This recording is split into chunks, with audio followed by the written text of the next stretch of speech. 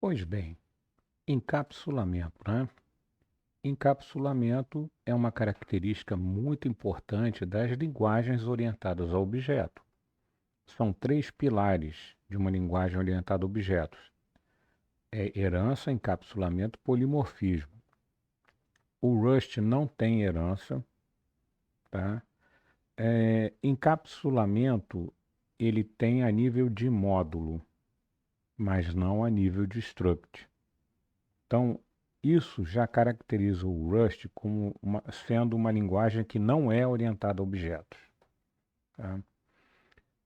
O Rust não tem encapsulamento. Ele tem proteção, sim. Controle de acesso, sim, ele tem. Mas é a nível de módulo. Tá? O que é um módulo em Rust? Um módulo é um arquivo de código Rust. Ah, mas não tem, só isso é módulo? Não. Você pode declarar um módulo também e separar os elementos em módulos, mesmo dentro de um mesmo arquivo ou em arquivos separados. Existe uma palavra-chave mod que ela define um módulo, tá? Então aqui você tem, ó, mod pessoa.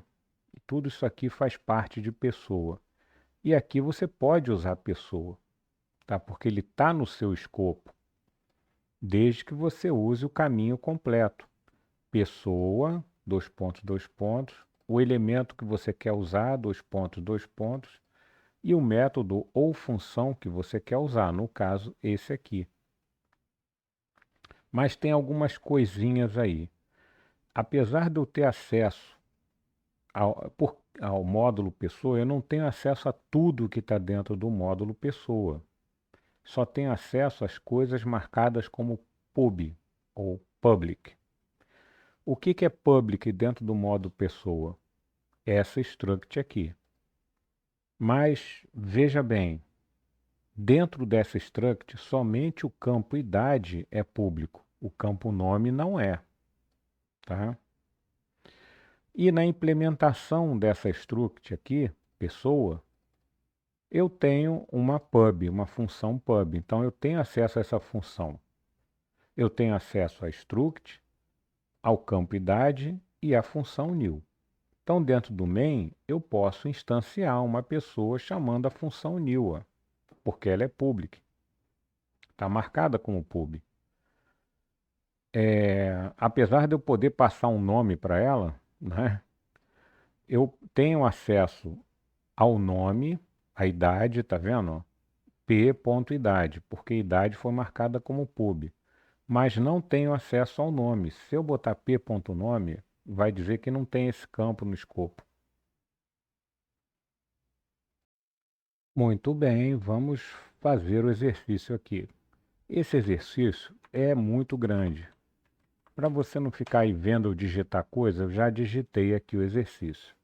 Você tem ele aí nas correções, tá? Eu tenho dois módulos aqui. Um módulo chamado equação, ou equaqual, né? Está aqui, termina aqui. E um módulo que contém a função main, que é o próprio módulo x1, né? Do arquivo de código. Essa função main, o que ela faz? Ela tem um vec de tuplas. Uma tupla, duas tuplas, três tuplas. Vec tupla, enum e struct são tipos compostos muito usados em Rust. Uma tupla pode ter tipos de dados diferentes, tá? E a gente acessa os elementos de uma tupla assim, ó, o nome da variável, ponto, o índice do elemento, começando de zero. Então, por exemplo, EQ0 é esse coeficiente aqui, ó, dessa tupla. EQ1 é esse aqui. EQ2 é esse aqui.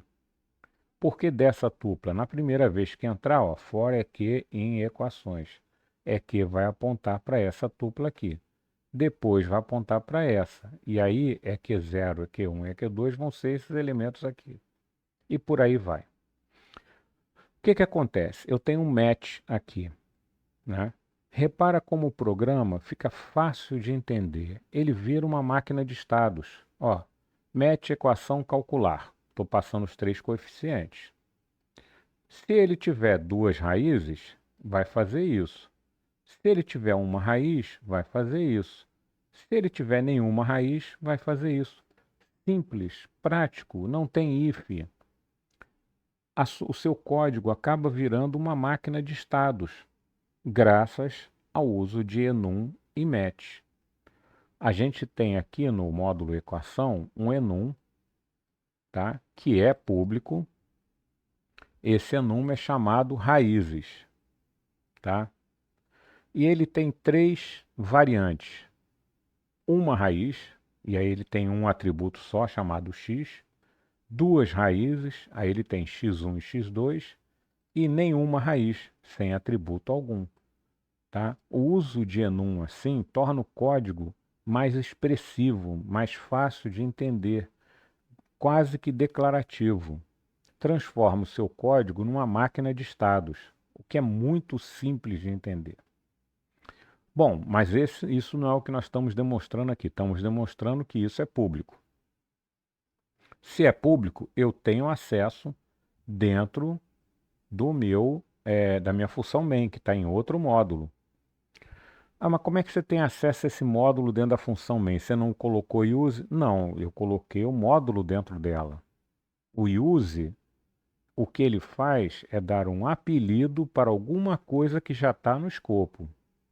O módulo equação já está no escopo. Se eu desse um use, eu poderia chamar de outra coisa aqui, por exemplo, só raízes, por exemplo. Mas eu estou tendo que passar o caminho completo. Nome do módulo, dois pontos, nome do elemento dentro do módulo, dois pontos, nome da variante do elemento, tá? Ou da propriedade, ou do método, etc.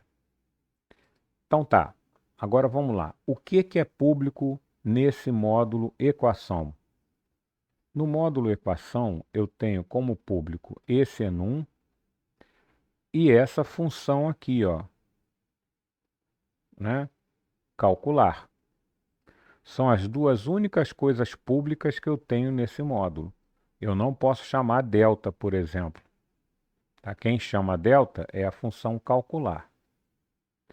Muito bem. Se o calcular, né, de cada equação, né, ele vai fazer para a primeira, para a segunda, para a terceira. Se retornar esse enum raízes duas, eu sei que x1 e x2 vão conter as duas raízes. Aí eu posso imprimir, ó, A, B, C, x1, x2. É Q0, é Q1, é Q2, ou seja, os 3 elementos da equação aqui, né? O x1 e o x2 que vieram aqui no enum, certo? Ok. Se o match apontar que deu uma raiz, equação raízes uma, eu vou imprimir A, B, C e x, porque o x faz parte dos atributos dessa variante. E se o match der que não tem raiz nenhuma, eu vou imprimir, ó, nenhuma raiz e vou imprimir só os coeficientes, tá? A, B, C e nenhuma raiz. Perfeito. Ótimo. Vamos ver como é que essa função calcular, o que ela faz, né? Ela recebe os 3 coeficientes, A, B, C, vai usar a fórmula de Bhaskara e vai retornar uma instância do enum raízes. Isso também demonstra a máquina de estados. O ideal era ter usado aqui um match em vez do if-let, mas eu quis usar if-let para reforçar com vocês. O if-let só é útil quando a gente só está interessado no ok, por exemplo. Quando a gente está interessado no ok e no erro, ou seja, quando tem mais de uma variante que a gente pode estar interessado, né? Quando a gente está interessado em mais de uma ou alguma coisa assim, é melhor usar o match como a gente usou aqui, ó, tá? Ficaria melhor. Mas eu quis demonstrar o if-let para vocês. Caraca, o que é if-let? Por que esse if só tem um sinal de igual? Nós já falamos sobre isso, mas não custa falar de novo. If-let, ele é a combinação de um let com um if. Ele atribui e testa se aquilo realmente é o retorno dessa atribuição. Como assim? A função delta, ABC, ela é privada, tá vendo? Mas a função calcular está dentro do mesmo módulo, então pode chamar ela. A função delta recebe os três coeficientes e ela retorna um result, tá? Então, esse result ou vai conter um elemento F64 ou vai conter um erro com uma mensagem de string. Das duas, uma, tá? Vai retornar um elemento embrulhado. Eu tenho que desembrulhar isso para saber o que aconteceu. Então aqui, delta, calculo delta. Se o delta é menor que zero, eu retorno um erro. Erro, delta negativo, ou seja, isso aqui.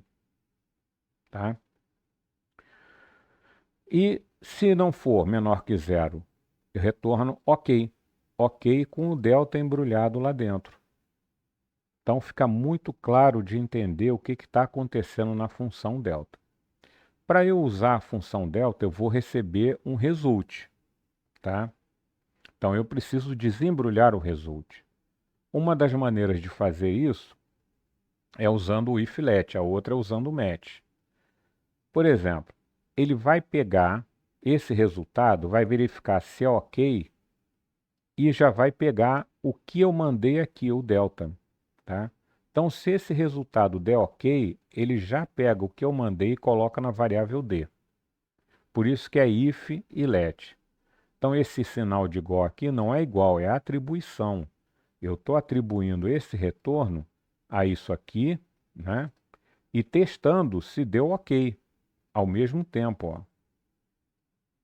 É uma atribuição e um teste. Então, se o resultado de delta for ok, eu pego o que ele retornou lá embrulhado e já desembrulho aqui. Ó. Então, se o delta for maior do que zero, calculo as duas raízes e retorno raízes duas, o x1 e o x2. Ó. Retorno uma instância do enum, que está aqui. Ah, tá, mas o delta deu zero. Perfeito, calculo a raiz e retorno raízes, uma, com o x. Só tem um. E se não deu ok? Se o resultado disso aqui não foi ok, tá? Vai vir para o else, aí eu retorno raízes nenhuma. Porque o delta retorna um erro, não retorna um ok quando o delta é menor que zero. Tá? Então, retorno raízes nenhuma. Perfeito, funciona maravilhosamente bem. Tá? Agora vamos ver isso rodando, né? Vamos lá. Rust C menos O x1 x1.rs. Compilou, ponto barra x1 e rodou. Tá lá. A primeira tem duas raízes, a segunda tem uma raiz e a terceira tem nenhuma raiz. Ótimo, maravilhoso. Só para fechar, eu já deixei até aqui comentado, ó, o que acontece se eu tentar usar um elemento privado de outro módulo. Por exemplo, a função delta. A função delta, ela não está marcada com o pub, ó. Tá vendo? A calcular está, o enum está, a função delta não está, então ela é privada. Se eu tentar usar o delta aqui, o que vai acontecer?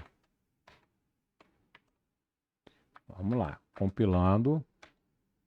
Cannot find function delta in this scope. Ela não está no escopo, tá?